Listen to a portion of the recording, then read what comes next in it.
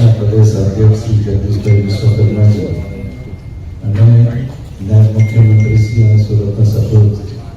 હર્ષભાઈ સંઘવીજી તેમજ પ્રસન્નભાઈ કોરણની આગેવાન નિમેશભાઈ, ત્યારે આપણે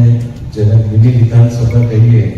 એ રીતની મહાનગરપાલિકા, નગરપાલિકા, જિલ્લા પંચાયત અને તાલુકા પંચાયતની ચૂંટણીઓ યોજાવા જઈ રહી છે, ત્યારે ભારતીય જનતા પાર્ટી પ્રદેશ દરેક ઉમેદવારોની પસંદગી કરી મેન્ડેટ આપી દરેક ઉમેદવારોએ ખરીદી થાય છે. ત્યાર પછી જે ચૂંટણીની પ્રક્રિયા શરૂ થઈ છે તેમાં દરેક વખતે ભારતીય જનતા પાર્ટીએ પોતાના સંકલ્પો જાહેર કર્યા છે અને એ સંકલ્પના હંમેશા પરિપૂર્ણ કર્યા છે. પછી એ કેન્દ્ર સરકાર લેવલે હોય, ગુજરાત સરકાર લેવલે હોય કે મહાનગરપાલિકા લેવલે.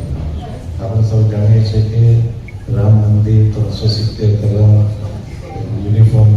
સિવિલ કોડ, આ બધા જે પ્રોમિસો હતા કેન્દ્ર સરકારની, ભારતીય જનતા પાર્ટીમાં, એ આપણે પૂર્ણ કર્યા છે અને તે જ રીતે સુરત મહાનગરપાલિકાએ એના છેલ્લા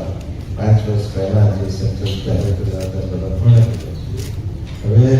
આમ જોઈએ તો સુરત આખા વિશ્વનું સૌથી વધુ વિકાસ પામતું શહેર છે